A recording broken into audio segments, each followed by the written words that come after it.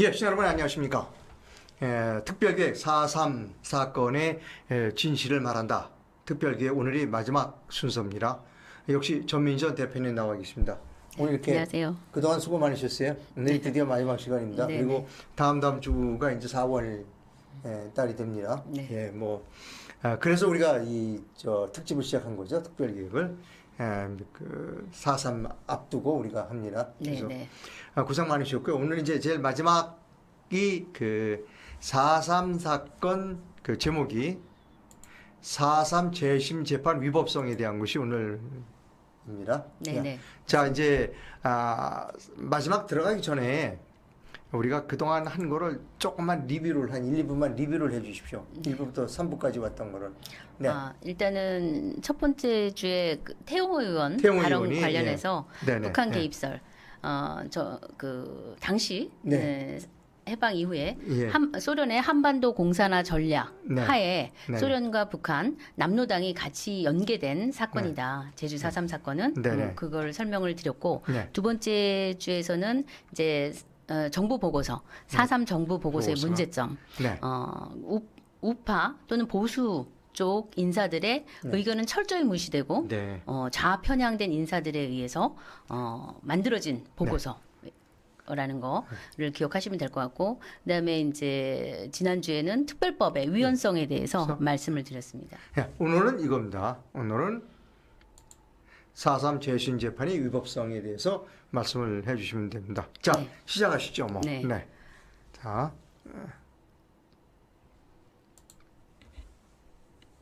자, 이제 이거를 파워포인트를 본인이 직접 운영하시면서 아니 괜찮습니다. 괜찮습니다. 지금 현재 제주도에서 4.3 수용인들에 관한 재심 재판이 열리고 있습니다. 수용이라면 이제 죄를 졌다고 그래서 감옥에 다녀오시. 지금은 재소자라 그러지만 이제 예전에는 형무소라고 했어요. 교도소를. 그렇죠. 그래서 수용인이라고 하는데 4.3 당시에 군사재판 2번에 걸쳐서 수용인이 2,530명. 그다음에 일반 재판 수용인들이 한 1,500여 명에서 그러니까 재심을 한다는 거는 당시에 수용인들이 이제 다시 지금 재판을 받고 있다. 그러니까 재판이 그 민사 재판도 있었고 군사 재판도 있었군요. 일반 재판. 일반 재판인 거 보통 이제 민간 재판소에서 받았었고 군사 재판. 당시에 이제 두 차례가 열렸습니다. 그래서 그렇군요. 부분에 대해서 현재 그 총 한 4,000명의 수용인이 있어요. 군사 재판, 일반 재판에서 4,000명의 명부가 있는데 이 4,000명 중에 지금까지 한 1,000여 명 정도. 잠깐만, 그때 사형당한 사람은 없습니까? 있죠. 사형 선고를 받은 사람이 한 400명 정도 군사재판에서 400명 정도 되는데 감형되신 경우 있었을 것 같고 그래서 저희가 추정하기는 한 300여 분 이상. 이제 사용됐을 것이다. 그렇군요. 어찌됐든 좀 슬픈 과거입니다. 어찌됐든. 그러면 이제 지금 얘기하는 수용이라는 건 뭐 사형은 아니더라도 뭐 무기징역부터 이렇게 받았겠네요. 지금에 뭐 다. 그러니까 과거에 전체 4,000명 정도 수용인이 있었다. 그중에 2,530명은 군사재판. 그다음에 나머지 1,500명은 일반 재판. 이걸 기억을 하시면 지금 재심 재판을 통해서 전부 다 뒤집고 있습니다. 결과를 무죄를 주고 있어요. 그래서 그거에 대해서 오늘 짚어드릴게요. 잠깐 한번 여쭤볼게요. 벌써 4.3 사건이 일어난 지가 오래됐잖아요. 그럼 다 그 당사자들은 다 돌아가시지 않았나요? 아직 생존하시는 분도 있어요? 그러면 있으세요. 생존하신 분들에 대한 재심 재판입니까? 아니죠. 생존 안 했어도 유족들이 또 청구할 수도 있고. 지금은 그러니까 제가 이제 설명을 드리겠지만 저희 나라 법무부에서 대한민국을 변호해야 될 법무부에서 그 수용인들을 위해서 법률 서비스를 제공해서 생존자건 이미 사망한 자건 그 재심 재판을 받을 수 있게 해주고 있습니다. 그럼 재심이라고 하면 대법원에서 하는 재판입니까? 재심 재판은? 지금 제주지방법원이 간활로 돼 있어요. 그래서 제주지방법원에서 다 이루어지고 있습니다. 현재까지 현재까지 4,000명 중에서 1,000여 명이 무죄가 났습니다. 제주지방법원에서? 그러면 그 검찰에서 항소는 안 합니까? 거의 안 하고 있죠. 그럼 저 지방법원에서 확정되고 끝나버리렵니까? 네네. 오늘 그 얘기를 좀 들려드릴게요. 네네. 네. 일단 그 1947년도의 제주도 상황에 대해서 말씀을 드리면 47년 전후로의 상황으로 보시면 되겠죠. 네. 미군정 보고서인데 보시면 당시에 제주도에 우익단체 두 단체가 있었어요. 대한독립촉성국민회의와 한국독립당 제주도 지부가 있었는데 조직도 빈약하고 자금도 충분치가 않아서 두 개 우익단체 모두가 네. 그래서 각 당이 한 1000여 명 정도 회원이 있을 뿐이라고 이렇게 보고서에 나와 있어요. 네. 근데 당시 제주도는 어떠냐면 여러 보고서에 의하면 이 미군정 보고서에 기록된 겁니다. 좌익분자들은 제주도 인구의 60에서 80%에 이르고 있다. 제주도 인구에. 제가 지난주에도 말씀드렸지만 왜 제주도에서 4.3이 일어났느냐. 당시 남로당이 육지에서는 이제 잘 안 됐어요. 여러 가지 뭐 폭력 투쟁하고 시위하고 이런 것들이 잘 안 되고 또 뭐 그 핵심 인사들은 해주로 올라가 있고 이런 상황이라서 제주도는 그 좌익이 워낙 많았고 그 당시 30만 명, 제주도 인구가 30만 명이에요. 이 중에 21만 명이 좌익이었다. 그러니까 이제 공식 기록에는 한 28만 명 그러는데 저희가 보통 추산하기는 30만 명 정도 당시 제주도 인구가 그러면은 60에서 80%니까 70% 잡으면은 한 20만 명 이상이 좌익이었다고 보시면 돼요. 그래서 당시 제주도는 붉은 섬이었다. 그리고 우익은 거의 조직력이 너무 빈약했다. 이걸 기억을 하시면 될 것 같아요. 예. 네. 그러니까 중앙정부의 힘이 못 미쳤기 때문에 그런 거죠. 예, 그렇죠. 네. 예. 그리고 미군정 보고서인데 이것도 제주도에 이제 1948년 5월 22일부터 6월 30일까지의 보고서 중에 이제 브라운 대령 보고서가 있어요. 주민 6만에서 7만여 명이 남로당에 실제 가입한 것으로 추정된다.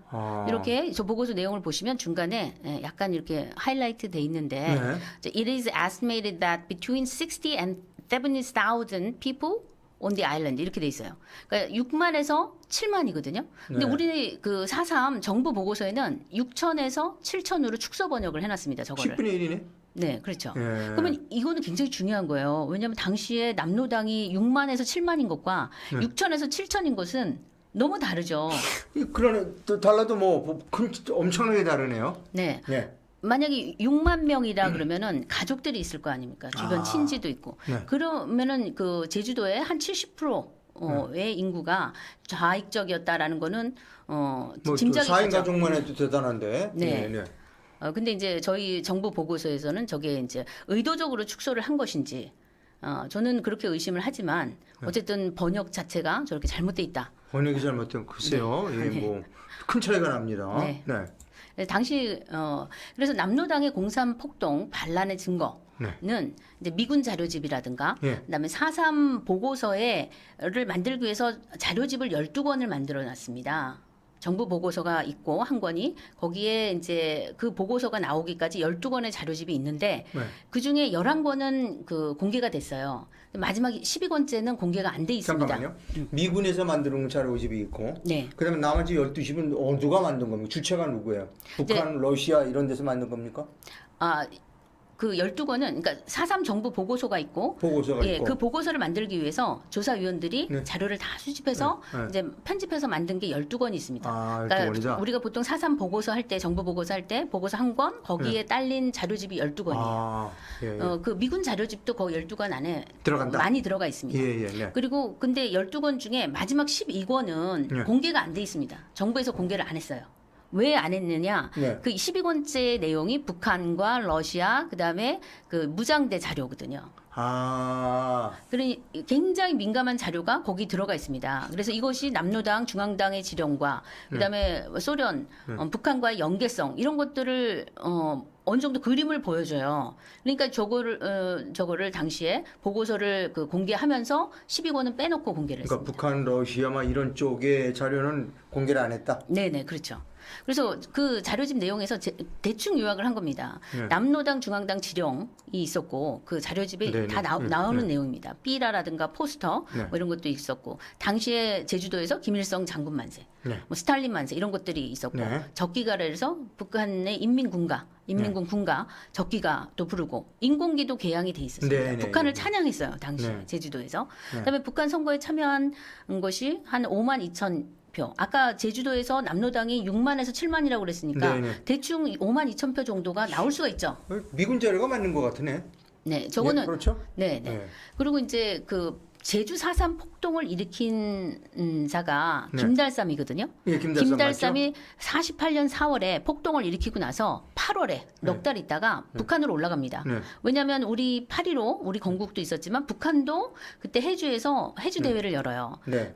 그때 참여해가지고 네. 김달삼이 그 이제 연설을 한 연설문이 있어요. 네, 네. 그 연설문에 보면 제가 지난번에 잠깐 보여드렸지만 네, 네. 김일성 만세, 스탈린 만세 이런 것들이 나오잖아요. 예. 근데 그 연설문이 당시에 6.25 때 미군이 압수한 문서입니다. 아하. 평양으로 진격을 그래서 했을 이제 때 미군이 들어가고. 예, 그 압수한 문서예요. 네, 평양 예. 정부 청사에서. 네.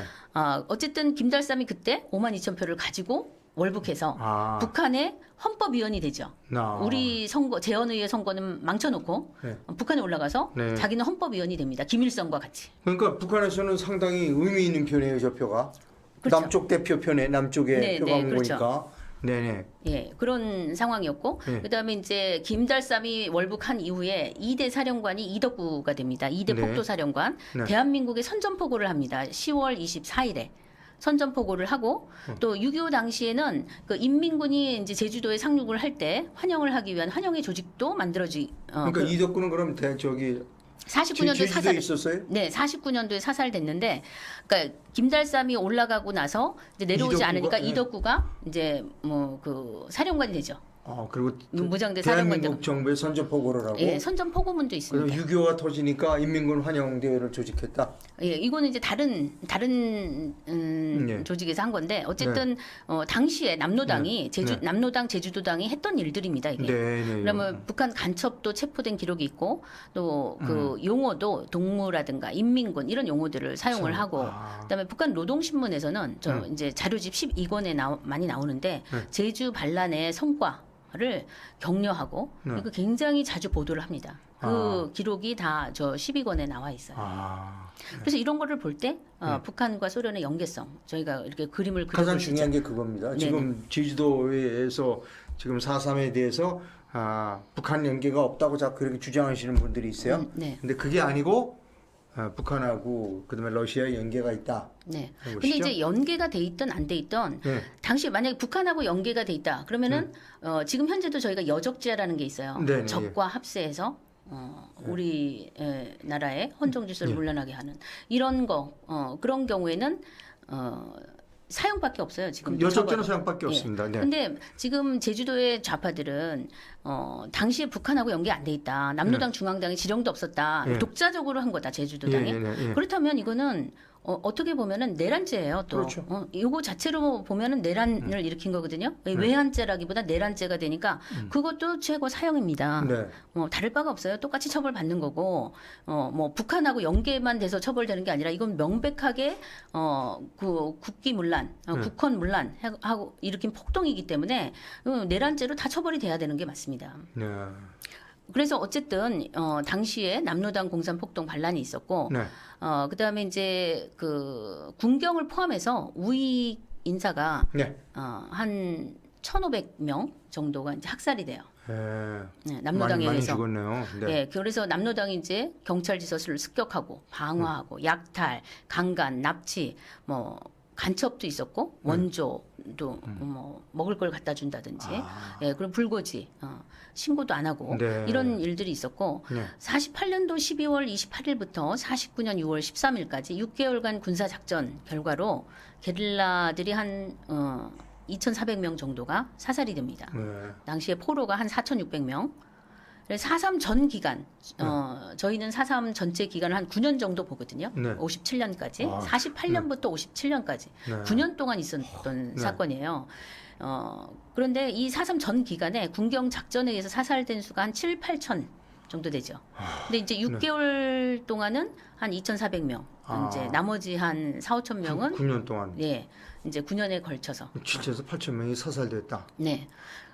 북한에서 당시에 이제 보도를 많이 했는데 제주 네. 4.3에 대해서 보도 중에 이런 문구가 있어요. 인민들의 구국투쟁에 대하여 네. 미 제국주의자들은 반동 경찰대와 소위 국방 경비대를 파견하여 야수 같은 탄압과 사립국을 연출하고 있다. 네. 이게 이제 정부 4.3 자료집 12권에 나오는 내용입니다. 네. 북한 신문, 노동신문이겠죠. 뭐. 여기서 보도를 이렇게 했는데 네. 이거는 우리 입장에서 보면 정당한 진압이고 예. 폭도를 사살한 거죠. 저희가 네. 탄압하고 사륙한 게 아니고 정당한 진압, 네. 그다음에 폭도를 사살한 것이다. 네. 이렇게 봐야 맞는 거죠. 제압이죠, 우리를 보면. 네. 그래서 당시에 군사 재판이 이제 두 차례 있었는데 네. 1차는 1948년 12월에 있습니다. 야, 그래서 네. 군사 재판 당시에는 군법 회의라 그랬어요. 지금은 군사. 군사 재판이라고 제주도에서 많이 하는데 이제 당시에는 정식 명칭 군법 회의였습니다. 네. 그래서 48년 12월에 1차 군사 재판에서 네. 지금 수용인 보시면 사형이 39명, 무기 67명, 징역 1년에 180명까지 합계 이제 871명이 선고를 받습니다. 네. 범죄 사실은 내란죄예요. 당시에도 내란죄의 형벌은 사형 등 타 형벌입니다. 그러니까 최고 사형이에요. 근데 사형수 39명밖에 안 되고 네. 그렇게 많은 이제 뭐 학살극을 벌인 남노당인데 만행을 많이 저질렀거든요. 그래도 관대한 처분을 받았다. 그렇게 보여집니다. 무기는 67명. 네. 사형이 39명이었습니다. 그때 네. 40년 네. 10년. 근데 이게 군사 재판은 단심입니까? 저 당시에? 네네. 예. 그다음에 2차 군사재판의 수용이 2차도 있어요. 예. 네. 이거는 이제 49년 7월에 네. 있었는데 이것도 마찬가지로 당시 제주도에서 이제 네. 공판이 있었고 범죄 사실은 주로 간첩죄였습니다. 간첩죄. 여기서는 사형이 345명, 네. 무기 238명, 네. 징역 1년은 22명. 그래서 합계가 이제 1,659명 정도. 예. 그래서 1, 2차 군사재판을 합치면 2,530명 정도 됩니다. 네. 이 2,530명은 어떻게 확인이 됐느냐? 그 수용인 명부라고 있어요. 네. 각 이제 형무소로 보낼 때 네. 수용인 명부를 다 작성하거든요. 네. 처음에 입소할 때. 그렇겠죠. 예, 네. 수용인들이 오면 입소할 때 수용인 명부를 작성하는데 수용인 명부가 남아 있습니다. 네. 지금 현재. 그래서 2,530명이 1, 2차 군사 재판에 수용인이고, 그다음에 일반 재판은 현재 검찰 추정은 1,562명 정도일 것이다. 네. 더 있는지는 모르겠다. 이제 네. 이런 입장인 것 같아요. 네. 그래서 토탈해서 저희 4,092명인데 네. 대략 한 4,000명 정도 4.3 수용인들 네. 예, 당시에 네. 그렇게 보시면 되고, 그러면 이제 이 수용인 4천여 명 정도가 지금 이제 제주도에서 계속 재심을 받고 있어요. 네. 첫 재심이 2019년에 있었습니다. 첫 재심이. 예, 네. 첫 재심이 2019년에 있었는데 4.3 특별법이 통과된 거는 2021년이에요. 네. 그러니까 특별법 통과되기 전에 이미 2019년에 첫 재심이 있었어요. 네. 근데 이제 그 재심 청구는 2017년 4월에 청구를 했고, 당시 생존 수용인 18명이 재심 청구를 했고, 네. 그것이 이제 판결이 2019년 1월에 있습니다. 네. 이 18명은 징역 1년에서부터 무기징역수까지 있어요. 네. 군사재판에서. 군사판이죠. 예, 당시 생존했었고, 이제 네. 중간에, 무기징역이지만 다 풀려난 사람들이겠죠? 지금은, 예. 그 당시에도 네. 감옥에 있지는 않았겠죠? 네. 네네, 예. 네. 그래서 이제 2019년 1월에 제주지방법원에서 어떤 판결을 내리냐면 공소기각 판결을 내립니다. 기각해버렸군요. 그러니까 공소기각 판결이 뭐냐면, 범죄 사실을 구체적으로 밝히지 않고 당시에 위법한 절차에 의해서 재판에 회부했다, 이 사람들을 18명을. 그래서 공소 제기 자체가 무효다. 이런 판결을 내립니다. 그러니까 저 사람들에게 죄가 없다 그런 거죠. 그러니까 말하자면. 이거는 공소기각 판결은 재판이 재판 자체가 무효다. 재판 자체가 불법이었다. 불법이었다. 이런 그 취지죠. 네. 예. 그러니까 범죄 사실의 유죄다 무죄다를 따지는 게 아니고 재판 자체가 불법이었다. 네. 그래서 공소기각 판결을 내립니다. 네. 그리고 나서 2019년 8월에 이거를 바탕으로 해가지고 2019년이면은 어느 정부 시절입니까? 문재인 정부죠. 그러네요. 네. 문재인 정부 시절에 네. 그리고 2019년 8월에 가서 이제 형사 보상 결정을 내립니다. 어마어마한 액수를 보상을 해요. 형사 보상으로 무기징역수가 14억 7천만 원. 그다음에 이 그 다 해서 최소로 받은 분이 8천만 원. 그래서 18명이 53억 4천만 원을 지급받습니다. 형사 보상. 적지 않은 금액이 지급되네. 네. 그리고 나서 이 18명의 생존 수용인이 어떻게 하냐면 가족들과 함께 39명이 103억대 이제 국가 손해배상 소송을 제기를 합니다. 이게 이제 첫 번째 재심 사건. 형사 보상하고 국가 배상 소송은 또 뭐예요? 이제 국가 배상 소송은 난 정신적인 피해를 봤다. 네. 그래서 이제 배상을 받아야겠다. 네. 그런 거죠.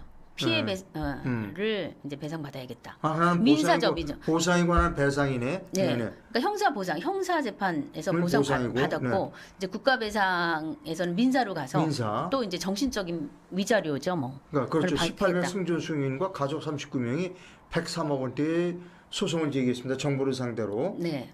그래서 이게 이제 맨 첫 번째 재심 재판입니다. 자, 그래서 어떻게 됐어요?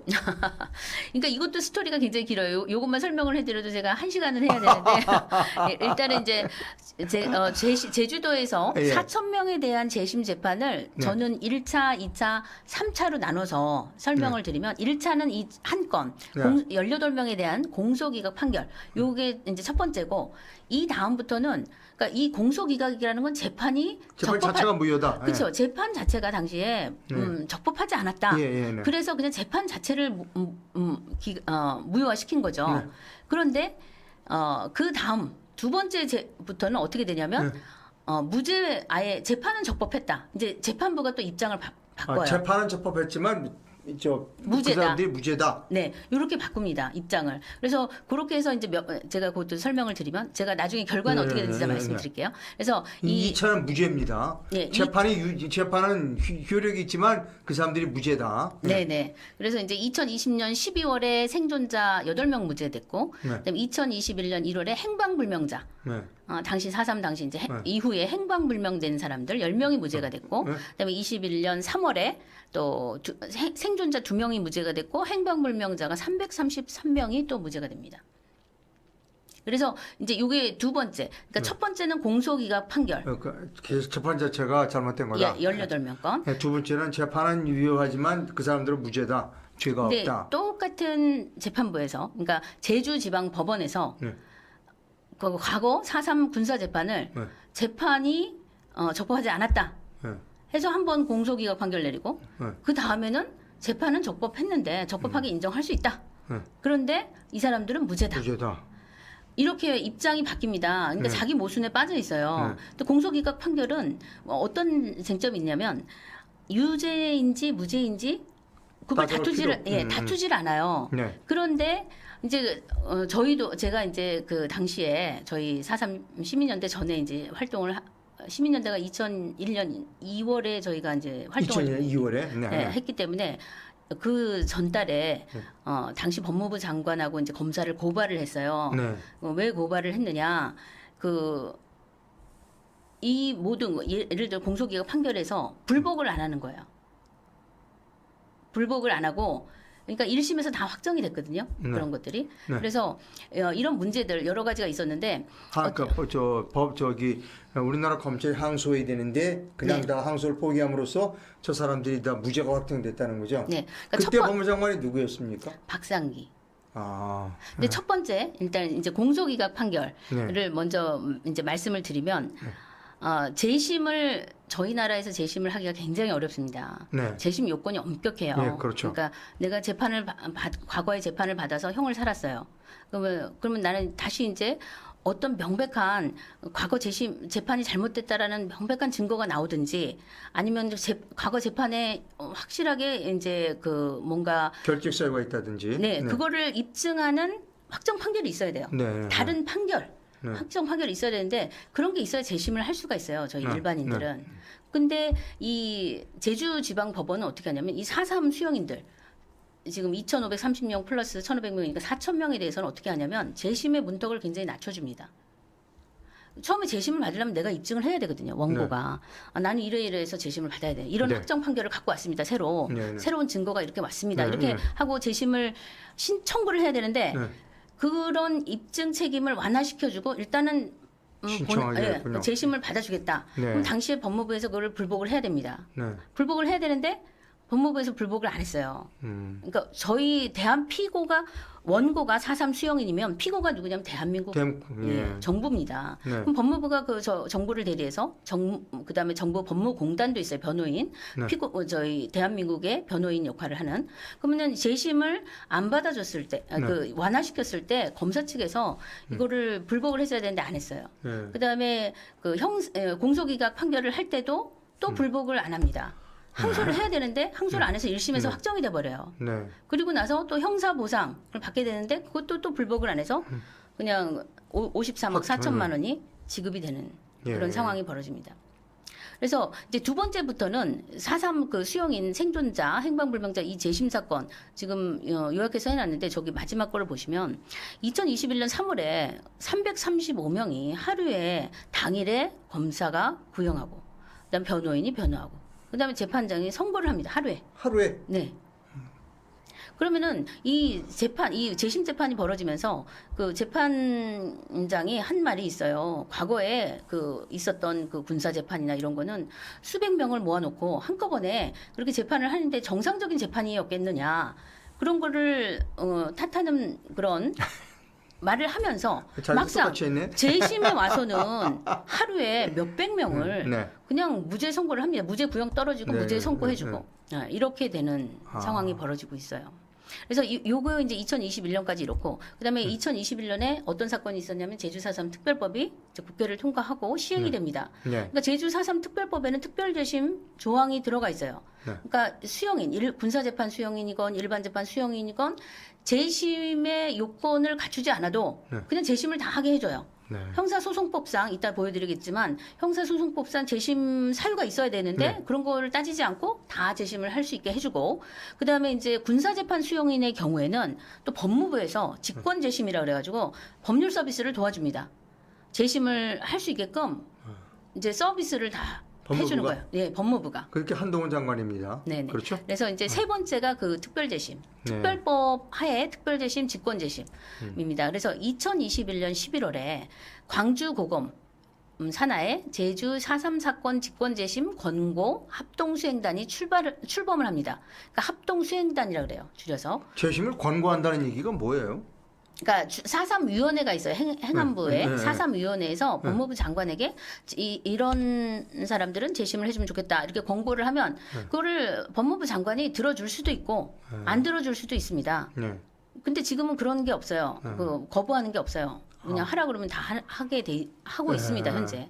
그리고 2021년 11월에 4.3 중앙위원회에서 군사재판 수용인 2,530명에 대해서 이제 전부 합쳐서 이거 앞으로 이제 재심을 해달라.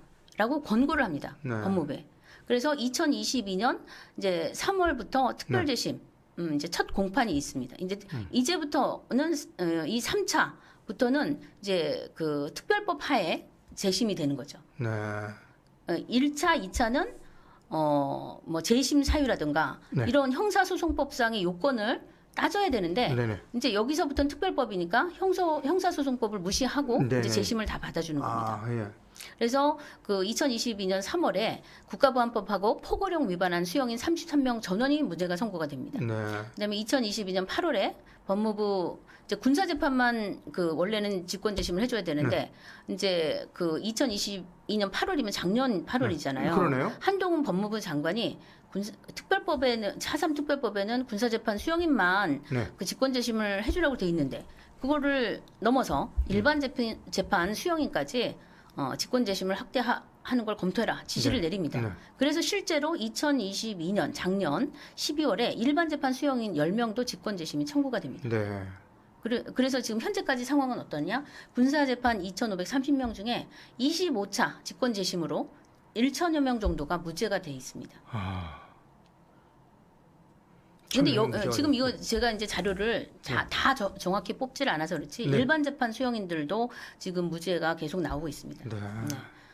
그래서 지금 이제 1차 첫 번째 공소기각 판결, 두 번째 무죄, 세 번째 특별법 하에 특별재심, 직권재심. 이제 요 그림이 그려지시죠? 네, 이제 머릿속에 들어옵니다. 네. 그러면 4.3 수용인의 재심 재판에 대해서 이제 문제 제기를 하자면 네. 이거는 그냥 제가 몇 가지만 뽑았습니다. 몇 가지만. 네. 일단은 그 원고 수용인들이 네. 구속영장 발부 없이 체포 구속됐다. 또 고문을 당했다. 네. 공소장 전달을 못 받았다. 죄명 형량 등을 형무소에서 형무소에서 받았다. 네. 판결문이 없다. 네. 근데 이 군사재판의 경우에는 판결문이 지금 없습니다. 현재. 네. 왜 그러냐?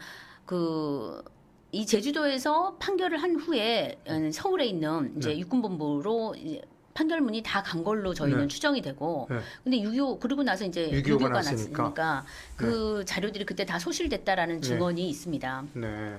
그래서 저희도 이제 계속 저거를 찾으려고 노력하고 있는데 어쨌든 저 주장이 타당한가 이런 문제. 왜냐하면 지금 당시에 그 어떤 판결문도 없고 증거 자료도 없이 그 원고 측 4.3 수용인들의 주장만을 가지고 재심을 하는 겁니다 현재. 예. 자기들이 고문을 받았다면 고문을 받은 거예요. 예. 네, 이게 과연 타당한가? 70년 전의 사건을 어떻게 그거를 반박하고 그거에 대해서 검사가 반대로 입증을 하겠는가? 이런 문제들.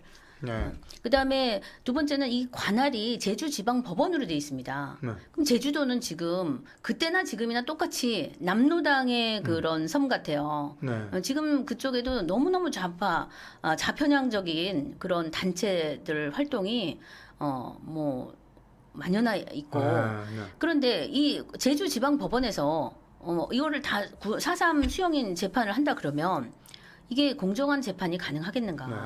이 문제를 제기하고 또 뭐 그런 얘기도 있잖아요. 뭐 5.18 재판을 광주에서 하는 게 올바르냐, 막 이런 얘기도 있잖아요. 네. 똑같은 얘기입니다. 네. 왜냐하면 다 그 좁은 그러니까 지역 사회에 서로 아는 지인들도 많고 다 연결돼 있거든요. 그렇겠죠. 예, 네. 그런 문제. 그다음에 수백 명을 단 하루에 구형하고 변호하고 선고하는 게 이거는 그냥 목적은 딱 예를 들면 아까 335명이 하루에 다 무죄 구형되고 무죄 선고됐잖아요. 네. 그러면 무죄를 주겠다라는 전제 하에 요식행위 하는 게 아닌가. 네. 네. 335명을 어떻게 하루에 다 네. 20분 단위로 해가지고 70년 전의 사건을 무죄를 준다는 뭐 하는지 이 문제 이거는 진짜 요식행위 아닌가. 그다음에 네. 군사 재판을 시작으로 해서 이제 일반 재판까지 무효화를 이제 하고 있는데 4.3 특별법이 통과될 당시에 네. 원래 들어가려고 하는 조항이 있었어요. 네. 더불어민주당이랑 좌파들 네. 또 당시에 국힘당의 원희룡 지사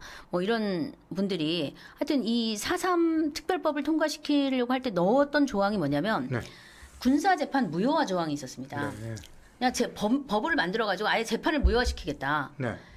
그런데 당시에 법무부나 이제 거기서 반대를 한 걸로 알고 있어요. 네. 왜냐하면 재판을 법으로 무효한다. 이거는 완전 상권 분립 위반이잖아요. 누가 봐도 그렇죠. 말이 안 되니까. 네. 그래서 그 군사재판 무효화 조항을 빼면서 네. 어떤 걸 했냐? 특별재심, 직권재심을 넣어가지고 네. 재심은 이렇게 따지지도 않고 그냥 묻지마 재심 가능하게 해주면서 네. 그리고 목적은 전부 이 4천 명을 다 무죄로 해주는 목적을 네. 가지고 한 거니까 결국은 군사재판 무효화 그 조항을 단지 그냥 이렇게 보기 좋게 포장을 해가지고 일반 재판까지 다 포함해서 네. 이제 무효화시키는 거. 그러니까 이건 명백한 상권분립 위반입니다.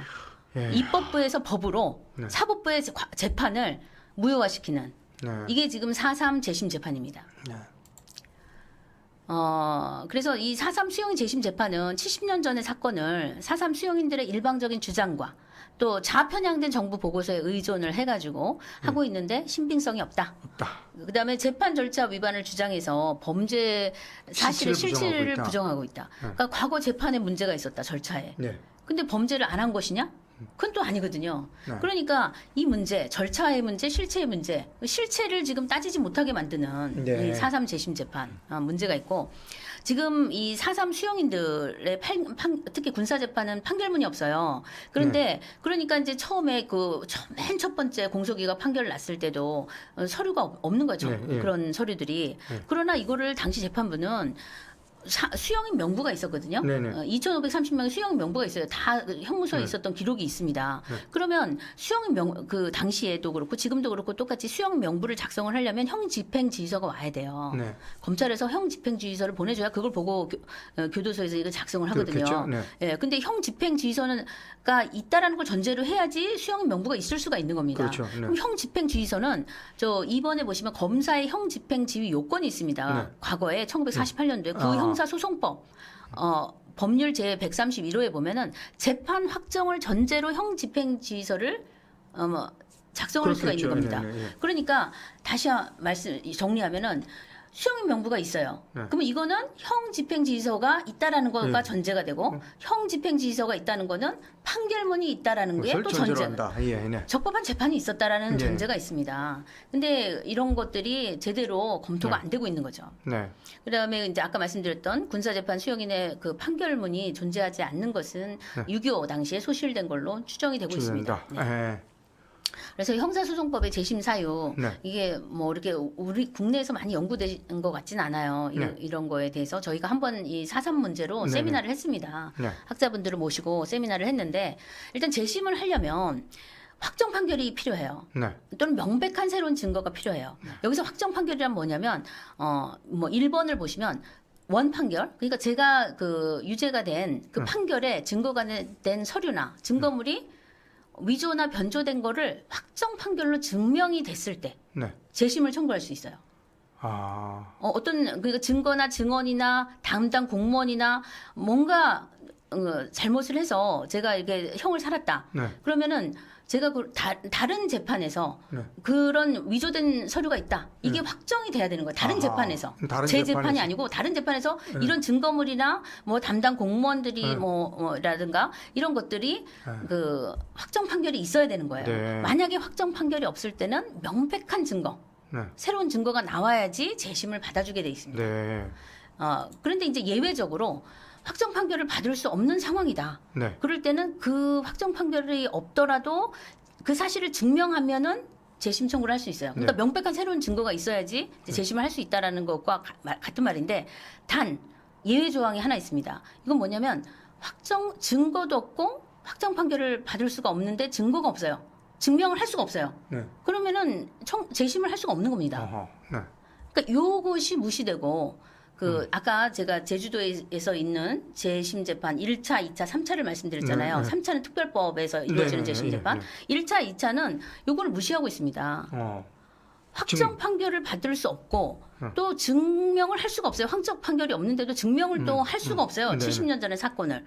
그러면 이건 재심 청구를 할 수 없다. 예외로 한다. 저 조항에 단서 조항에 들어가기 때문에 재심을 해주면 안 되는 거였습니다. 근데 이거를 무시하고 제주지방법원이 대한민국의 형사소송법을 무시하고 재심을 하고 있었던 겁니다. 그래서 특히 이제 2019년에 4.3 수용인 첫 재심 청구 보면은 확정 판결에 가름할 범죄 사실 증명 대신에 증거가 될 수 없는 정황적 상황, 즉 뭐 수용인들의 증언, 자신들의 증언을 바탕으로 해서 이거는 범죄 사실의 증명이 될 수 없거든요. 또 증거가 없으므로 확정 판결을 얻을 수 없고 재심 청구를 할 수 없는데도 재심을 받아줘요. 제가 지금 좀 전에 말씀드린 것처럼. 그래서 1차, 2차는 명백하게 대한민국의 형사소송법을 위반해서 재심을 했다. 이건 반드시 나중에 재재심을 해야 된다. 저는 그렇게 생각을 하고 그다음에 그래서 이제 재심 판결의 위법성에 대해서 말씀을 드리면 판결문이 없는 상태예요. 과거에 소실됐어요. 근데 그러니까 이제 재심을 받아주니까 검사는 이 공소 사실을 다시 이제 구성을 해야 되는 거예요. 일단 재심에 들어가면 검사가 역할을 해야 되는데 사실의 특정이 가능하지가 않잖아요. 70년 전의 사건을. 그러니까 이거는 당연히 재심을 청구를 각하거나 기각을 했어야 되는데 4.3 수용인 재심 재판에서만 공소 제기가 법률의 규정에 위반하여 무효다. 이런 취지로 공소 기각 판결을 합니다. 당시 재판이 불법이었다. 첫 번째 재판에서.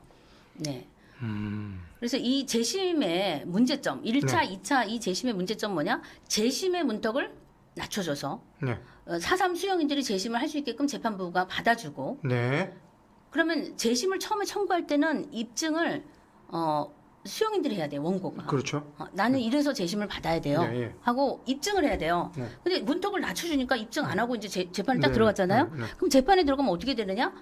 그때부터는 검사가 입증을 해야 되는 거예요. 네. 이 수용인들이 뭘 잘못했는지, 어떤 범죄 사실이 있는지 이런 것들을 검사가 입증을 해야 되는 거예요. 네, 네. 그 입증을 어떻게 합니까? 70년 된 사건을. 네. 검사 한두 명이. 네. 그러니까 결국은 이런 뭐 공소기각 판결이든지 무죄든지 이런 그 재심이 되는 겁니다. 네. 좀 네. 답답하시지 않으세요? 좀 답답합니다. 예. 제가 이거를 정리하면서도 네. 참 너무 자괴감이 들어서 네. 대한민국이 이렇게 허술한 나라인가 너무 자괴감이 하여튼 들었습니다. 그래서 일단은 형사보상 아까 그 첫 번째 재심 재판에서 형사보상 결정도 53억 4천이면은 굉장히 많은 돈을 준 좀 많이 겁니다. 나갔어요. 네. 네. 그래서 이 형사보상의 경우에 일단 공소기각 판결은 형사보상의 대상이 아닙니다. 그러니까 네. 예외적으로 무죄가 될 만한 뭔가가 있을 때 줄 수는 있지만 그냥 이거는 그냥 공소기각 판결로 끝나면 되는 겁니다. 네, 네. 보상까지 안 해도 돼요. 왜냐하면 유죄인지 무죄인지 다툴 수가 없기 때문에. 네. 근데 무죄도 아닌데 무죄 취지라고 주장을 하면서 결국은 형사보상을 거액을 받아가는 이런 사태가 벌어진 거죠. 그리고 그 보상금도 원래 문헌하고 어떤 법리에 따르면은 그보다 훨씬 적게 나가야 돼요. 네. 근데 1급을 과도하게 계산을 해가지고 엄청난 금액을 이제 보상을 해주는 거죠. 그래서 근데 이제 저희가 이 공소기각 판결 첫 번째 재심 있고 나서 재심이 있을 당시엔 저가 몰랐어요, 이 상황을. 네. 근데 이제 2021년 1월에 8월 2020년 8월쯤부터 이제 저희가 이런 재심 재판이 있었구나 상황을 파악을 해가지고 당시 변호사님을 선임을 해서 이거는 잘못된 것 같다. 그래서 변호사님하고 또 이성교 목사님 같이 해서 저희가 이제 그 법무부 장관 이 상황에 재심 재판에 불복을 하지 않은 법무부 장관 검사를 이제 고발을 해야겠다. 이 재심 재판에 제동을 걸어야겠다. 그래가지고 저희가 이제 고발을 했습니다. 그러니까 그 즈음에서 아마 재판부 제주지방법원에서도 좀 뭔가 이제 이게 문제가 있다. 네. 그러니까 공소기각 판결을 내렸는데 이 실체적으로 무죄라는 것도 아닌데 과도한 형사 보상이 지급이 되니까 이 보상을 주려면 그러면은 그러니까 이거는 저의 추정입니다. 보상을 주려면 그러면 어떻게 해야 되냐? 무죄를 받아야 보상을 확실하게 받아갈 거 아니에요. 그러니까 이제 두 번째 재판부터는 이제 무죄로 바꿉니다. 원래는 재판이 불법이었다, 적법하지 않았다, 뭐 이렇게 해가지고 공소기각 판결을 내렸다가 두 번째로 가면서는 이제 그냥 재판은 적법했다. 그러면서 다 무죄 주고 이제 보상 받게끔. 보상을 위해서. 네, 그렇게 한 것이 아닌가. 저희가 그런 취지로 또 고발을 했고, 뭐 저희에 의해서 영향을 받았는지 제가 그것까지는 모르겠지만 어쨌든. 그다음에 이제 이건 배상입니다. 이제. 예, 국가배상 소송이 있었어요. 형사보상 받고 53억 4천을 받고 그 생존 수용인 18명과 그 유족들 해가지고 39명이 국가배상 청구를 103억대를 들어갑니다. 중간에 또 그걸 증액했다가 뭐 하여튼 재판부에서는 형사보상을 과도하게 받았기 때문에 민사에서는 이제 민사에서는 이걸 따지더라고요. 형사보상을 과도하게 받았기 때문에 이제 이거는 지급할 수 없다 이런 취지로. 근데 당시 형사보상 받을 때 최소액이 이제 8천이었어요. 근데 요 국가배상 청구 요 재판부에서는 1억을 기준으로 잡아서 이제 8천만 원 받은 사람은 2천만 원 더 주고 이제 그런 식으로 1심에서 그렇게 하니까 이 원고 측에서 수용인들 측에서 이제 항소를 합니다. 예. 근데 우리 법무부는 또 맞항소를 안 했어요. 그래서 저희가 계속 촉구해서 부대 항소하라. 재판에 유리하게끔 부대 항소하라 했는데 안 하더라고요. 어쨌든 그래서 이 국가배상 청구는 여기서는 성공은 못했습니다. 수용인들이. 워낙 형사보상이 과도하게 나갔기 때문에.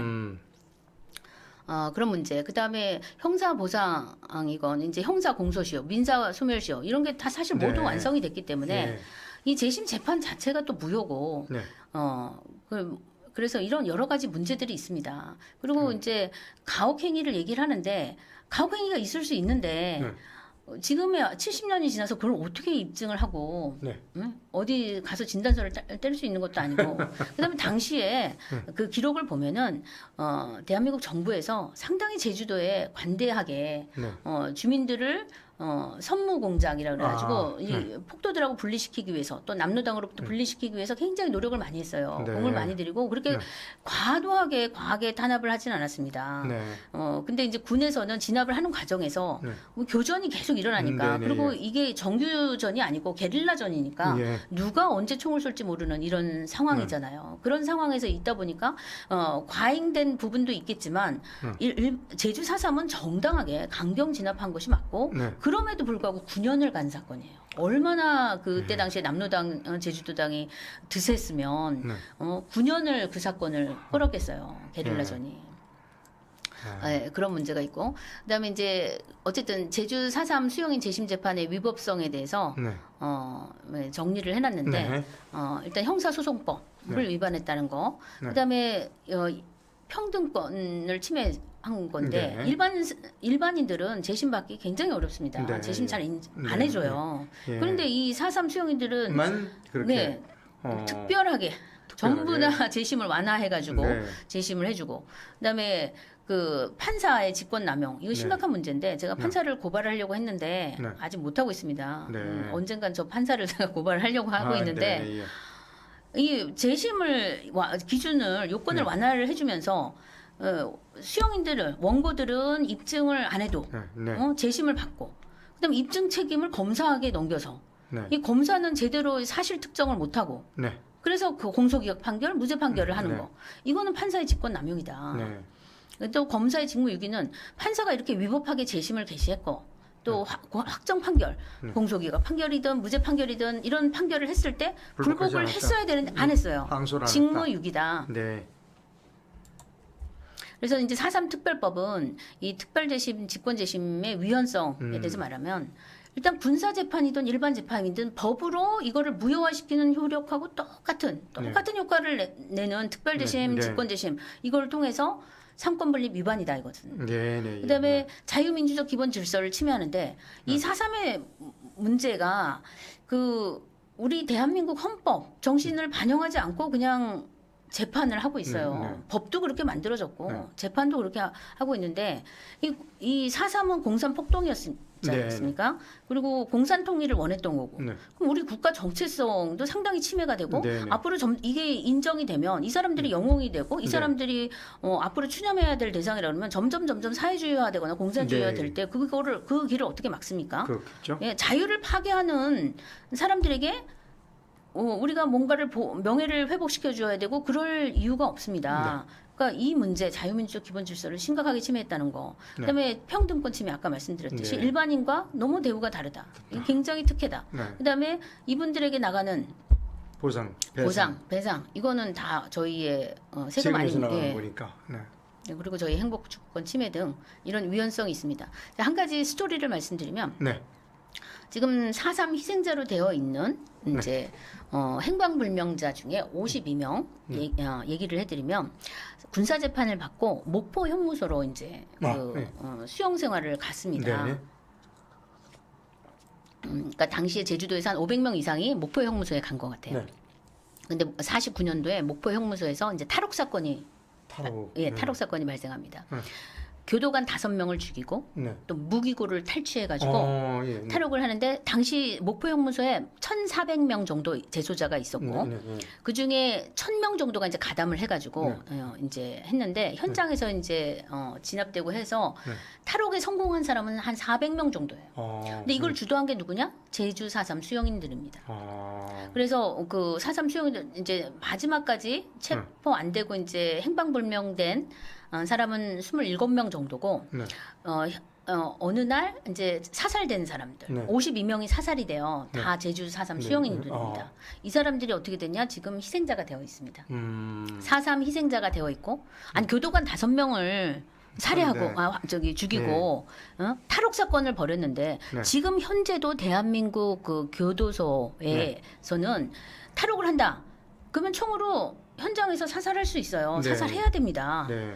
탈옥 사건은 그렇게 다루고 있어요. 네. 과거에도 그랬어요. 네. 근데 이 52명이 그 탈옥을 한 이후에 사살이 됐는데 네. 지금 제주 4.3 희생자로 되어 있습니다. 네. 이게 어떻게 생각하세요? 이 부분에 대해서. 네. 네. 그래서 제가 이제 한 가지 스토리를 말씀드렸는데 네. 전체 4.3의 희생자가 지금 14,600명 정도. 근데 좀 놀란 것이 최근에도 또 하고 있더라고 심사를. 전 작년에 끝난 줄 알았어요. 또 들어와요? 엄청 신청이? 많아요. 네, 엄청 많아요. 이제 일본에 있는 교포까지. 큰일 났네. 그것도 몇천 명 되는 것 같아요. 그러니까 이게 지금 14,600명에서 끝내지 않을 것 같아요. 왜냐면 네. 돈이 나오잖아요. 1인당 9천만 원. 네? 그러니까 이 14,000 지금 현재 상황에서 인정된 사람이 14,600이라 그러면 거기서 지금 희생자가 돼서는 안 될 분들 제가 지난번에 말씀드린 한 50% 이상은 다 안 된다고 본다. 저는 네네. 그보다 훨씬 많다고 네네. 생각을 하지만 네. 일단 행방불명된 자들, 네. 그다음에 교도소 수용인들, 네. 4.3 수용인들 안 되고, 네. 그다음에 또 뭐 월북 환자, 네, 도주 환자 이런 사람들 안 되고 네. 하는데 지금 이런 것들이 4.3 정부 보고서가 과거에 나왔고 2003년도에 네. 지금 추가 진상 조사 보고서라고 또 이제 제주 네, 네. 평화재단에서 네, 네. 만든 게 있어요. 네. 거기를 그 보고서를 보면은 이제 그런 사실관계들을 많이 정리를 해놨어요. 네. 그런데 애매하게 네. 이 사람이 사형수인지 행방불명자인지 구분이 안 되게끔 네. 굉장히 모호하게 그러니까 이렇게 다 이렇게 뭔가 가려놓은 듯한 그러니까 그러면서 지금 희생자들 이 자격이 없는 희생자들 무고하지 않은 희생자들 예. 너무 많다고 봅니다. 네, 예, 그래서 예, 이 네. 부분은 바로 잡아야 되고 네. 특별히 이제 오늘은 제가 군사재판, 일반재판 수용인들을 재심하는 거에 대해서만 말씀을 드렸는데 네. 4.3의 경우에는 이 재심 재판도 봐야 되고 그다음에 네. 특별법의 위헌성 이것도 봐야 되고 그다음에 이 모든 거를 가능하게 했던 그 보고서 지금 이런 문제들을 바로 잡아야 되겠습니다. 네. 자료는 다 본 거죠? 네. 네. 제가 몇 가지 더 남았는데. 네, 남았어요? 예. 네. 잠시만요. 대책 저희 활동이 이제 있네. 대책을 말씀을 네, 드려야 네, 되니까 네. 저희가 이제 1차 공소기각 판결 후에는 불복하지 않은 법무부 장관 검사를 이제 고발을 했습니다. 네. 검찰 항고하고 재항고하고 해서 헌법소원까지 갔는데 각하됐어요. 네. 근데 저희 포기하지 않고 이렇게 네. 국가를 위해서 제대로 일을 안 하는 이 네. 공직자들 반드시 나중에 언젠가는 이 네, 네. 판단을 받게 하겠다 네. 그렇게 생각을 하고 있고 그다음에 이제 2차 행방불명 수용자 재심 재판에서 또 네. 무죄 구형한 검사들 고발 조치할 예정입니다. 네. 335명을 네. 5명 중에 333명이 이제 행방불명자인데 하루에 이거를 다 구형하고 무죄 구형하고 무죄 선고하고 그래서 이거는 진짜 말도 안 되는 재판이다. 봐주기 재판이다. 그래서 이거 고발 조치할 예정입니다. 그다음에 이제 3차 특별 재심의 경우에는 저희가 특별법을 위헌으로 다투는 헌법소원을 진행 중이라서 저희가 이제 4.3 특별법이 위헌이 나오면 이 모든 것이 이제 다시 한번 정리할 기회가 생길 것 같고 그다음에 저희가 이제 제주도에서 집회라든가 시위 기자회견을 여러 차례 했고 성명서도 발표하고 있고 지금도 특정한 날에는 저희가 제주 일간지에 광고를 계속 내고 있습니다. 그렇군요. 네, 광고를 내고 있고 4.3에 대해서 알리는 광고들을 내고 있습니다. 특히 좌파 일간지에. 지금 오늘도 보니까 이렇게 프랭카드 막 걸리고 그랬더라고요. 제주도에. 예. 그래서 여러 당이 이렇게 힘을 모아서 이렇게 제주도에 그런 활동을 해주셔서 너무 좋아요.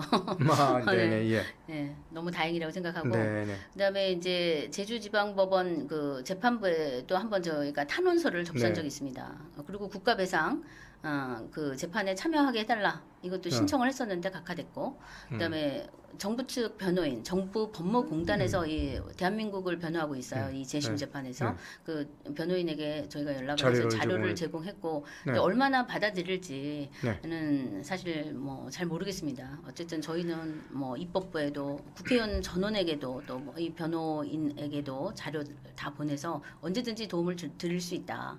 도움 필요하면 얘기하시라 이렇게 했고 그다음에 대통령직 인수위원회 하고 대통령실 등 13개 국가 기관의 정책 제안서 4.3 정책은 이렇게 해야 된다.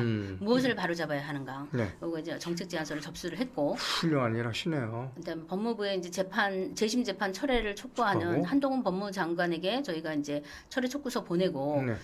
그다음에 이제 국가배상 아까 결정에 원고 측에서 1심에 불복해서 이제 4.3 수용인들을 항소했잖아요. 그럼 우리도 부대 항소, 맞항소를 해줘야 같이 재판에서 유리한데 안 하더라고요. 안 한다. 정말 너무 답답합니다. 네. 그래서 그 외에 저희가 이제 4.3 세미나 해마다 하고 있고 또 특히 재심 관련해서도 재심 세미나를 저희가 했습니다. 근데 이 세미나 학술 대회 이런 것들이 필요한 것이 어떤 연구 성과를 바탕으로 해서 이걸 바로잡아야 되기 때문에 저희가 뭐 거리에서 시위하고 집회하고 뭐 성명서만 내서 이게 잡히는 게 아니고 그렇죠. 학자들이 법리적으로 이것은 무엇이 잘못됐는지 따져줘야 저희가 그걸 바탕으로 해가지고 이제 이 판결을 뒤집을 수 있는 그런 대안들을 만들 수 있기 때문에 이 세미나나 학술대회 굉장히 중요하게 생각하고 있고 저희가 하고 있는데 사실 이 시민단체에서 하는 활동이에요. 그래서 저희가 사실은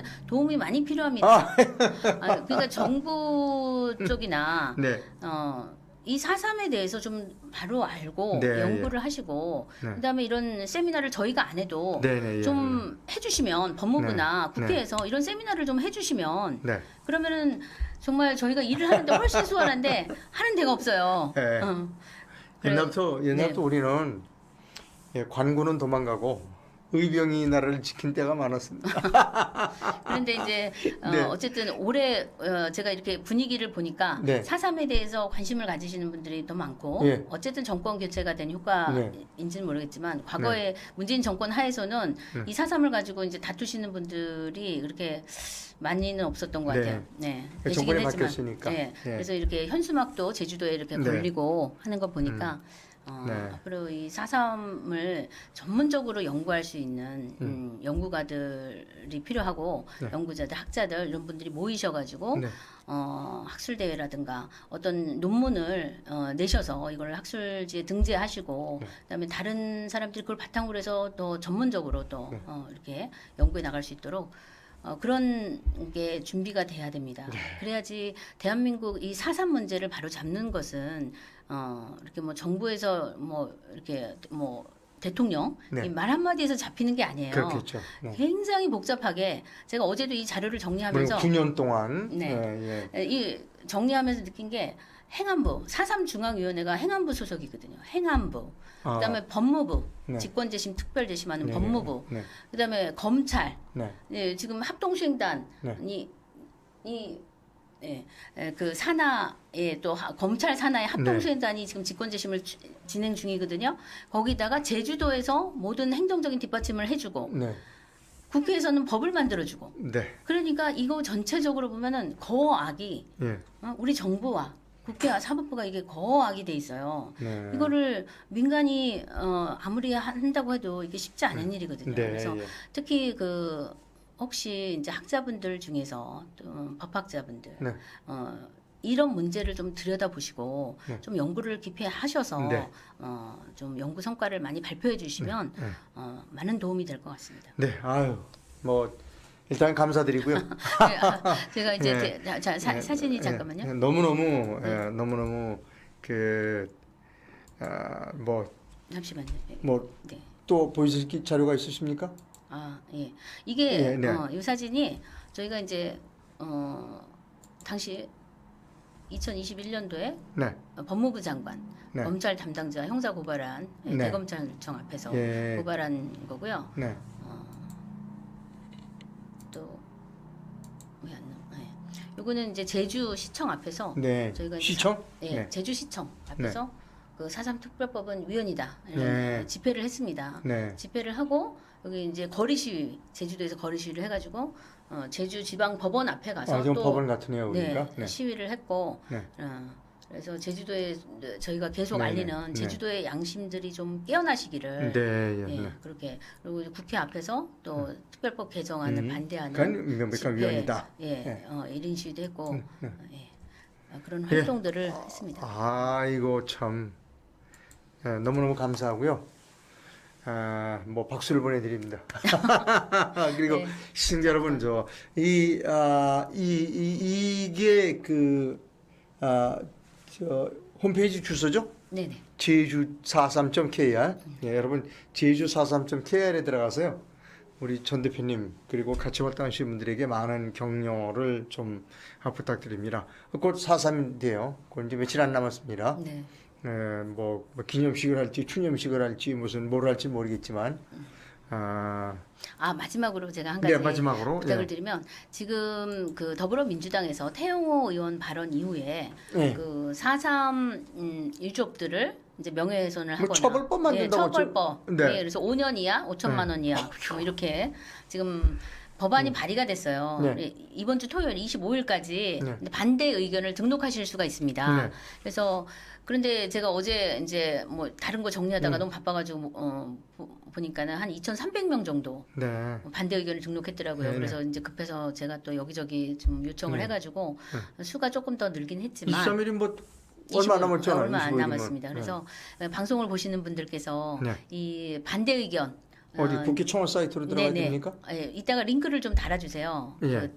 댓글에다가 예. 달아주시든지 그래서 좀 많이 퍼뜨려 주셔서 이 4.3을 비판하는 4.3 정부 정책을 비판하는 사람들에게 또 재갈을 물리는 이 처벌법 반대하는 의견 꼭 좀 참여해 주시면 좋겠습니다. 여러분, 그동안 한 달 동안입니다. 한 달 동안 우리 전 대표님 너무 고생 많으셨고요. 그러나 우리 자유 애국 시민들은 이런 문제에 외면하면 안 됩니다. 적극적으로 참여하셔서 큰 힘을 보태주시면 뭐 전문 대표님 개인 뭐 이익을 위해서 하는 일은 절대로 아니니까 우리 모두 국가를 위한 일이라고 생각합니다. 그동안 특별기획 시청해 주셔서 감사드리고요. 전 대표님도 감사드립니다. 마지막으로 인사말 한마디 해주십시오. 시청자 여러분께. 4주간 저도 또 이렇게 정리할 수 있는 시간이 됐던 것 같아요. 주제별로. 저희가 이제 다음 주에는 국회에서 세미나가 있는데 4.3 특별법의 위헌성에 대해서 다음 주 세미나가 있습니까? 다음 주에 이제 한변과 함께 공동 이제 저희가 주최해서 4개 단체 주최하는데 한변, 정교모, 그다음에 저희 4.3 시민연대 또 트루스 포럼 해서 같이 하고 제가 이제 4.3 특별법의 위헌성에 대해서 발표를 하게 됐습니다. 그래서 이 4.3 저는 항상 4.3에서 건국으로 4.3에서 건국으로 우리가 이 건국을 완성시키는 4.3에서 건국으로 같이 참여해야 되고 일단은 많이 좀 아셔야 돼요. 4.3에 대해서 좀 아시면서 또 이 활동하시는 분들께 도움을 주시면 참 좋겠다는 생각이 들고 저희가 좀 부족하지만 또 앞으로도 지치지 않고 어쨌든 이 4.3 이 역사 왜곡을 바로 잡을 수 있는 그 활동에 열심히 하도록 하겠습니다. 시청자 여러분, 방송 시청해주셔서 감사하고 앞으로도 계속 많은 관심을 부탁드립니다. 그동안 시청해주신 분께 감사드립니다. 네, 감사합니다.